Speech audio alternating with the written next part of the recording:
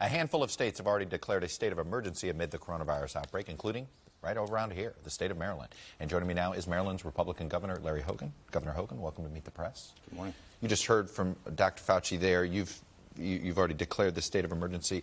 What does that declaration allow you to do? Well, it gives us a great deal of flexibility to try to coordinate with all of our state agencies, all of the local health departments and emergency management agencies, and it allows us to tap into a lot of resources that we couldn't otherwise do. We also put in emergency legislation to enable us to tap into our rainy day fund, and we put in a supplemental budget to provide funding so that we can do some of the things we need to do to ramp up and be prepared to protect the people of the state of Maryland. Look, you have a resource in Johns Hopkins that's probably kind of nice to have in the state of Maryland, but walk me through the testing kit issue, and do you feel as if that you've gotten enough support from the federal government? So we're also the headquarters of the NIH, yeah. University of Maryland Medical System, Johns Hopkins. So we're lucky in that we have some of the best health operations in the world located in our state, right here surrounding the nation's capital. At this point in time, we have the necessary resources. We've got, I think we're about to double the number of test kits we have, but this is obviously an issue that Dr. Fauci talked about, that we've been hearing a lot about. Ramping this up as this crisis escalates is a concern, I think, among all the governors. You heard him say that he doesn't sound like as if containment's going to work, that we are probably in a mitigation standpoint, and he seemed to indicate, I gave him every opportunity to sort of give us good news, and he was being very cautious. It tells me that it's likely this community spread is going to get worse. What does that mean to you now? Well, so the governors are really on the front lines. Look, I think there's been pretty good cooperation at the federal, state, and local level, but this thing is escalating so rapidly. The information is changing not only on a daily basis, but almost on an hourly basis. So I'm the chair of the National Governors Association. We just had all the governors here in Washington a couple of weeks ago. Dr. Fauci, the head of the CDC, and a number of other experts came to brief us on the virus. We've been working on this for several weeks. But just in the past week, we went from having no cases to finding our first 3 positive tests to now we've done 52 different tests in our state. We had the situation of somebody coming from New Jersey, coming to Maryland at the CPAC conference. We've got a person from Maryland that went to the state of Pennsylvania. This is like in the last 48 hours. This is exponentially grown here.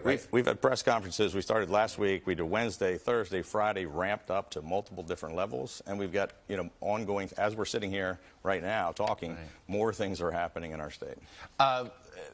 There does seem as if politics is getting in the way of this a little bit. The president even took a shot at a fellow governor of yours on the other side of the aisle. Are you concerned that if it looks like partisanship is being invoked at the top, that it will just devolve? Look, I think it's critically important, particularly in any kind of a crisis. I think clear, direct communication is critical, and I think it's really important that you try to take all the politics out of it on both sides of the aisle. This is not the first time I've been involved in crisis communication. Right after I became governor, we had the riots in Baltimore. So, but being transparent, being direct, keeping the public informed with the facts, I think is critical. And I think it's not a time to play politics. So I sat down with all of our Democratic leaders in our state, with both U.S. senators, talking with our congressmen, our local elected officials, the Speaker of our House, President of the Senate. They unanimously passed my emergency legislation in one day to give us the flexibility. I had a long conversation with the Vice President last night. I was in the Situation Room with him and Secretary Azar, the head of the CDC, on Monday. We had 52 governors on a video conference across the nation. Are you concerned that the president may undermine the efforts of the federal response? Look, I think it was a really smart move for the president to elevate Vice President Pence to work across all the different agencies and to coordinate. He's a former governor. He knows the governors are on the front lines, and he is doing, I think, a good job of coordinating everybody and communicating with us. And I think that's the way the messaging ought to go. Has the president been perfect in his communication? I would say he hasn't communicated the way I would and the way I might like him to. But I think the rest of the team has been doing a pretty good job. Governor Larry Hogan, Republican of Maryland, I know you got a tough job on your hands. Good luck with it. We're all pulling together on this one. Thank you, Chuck.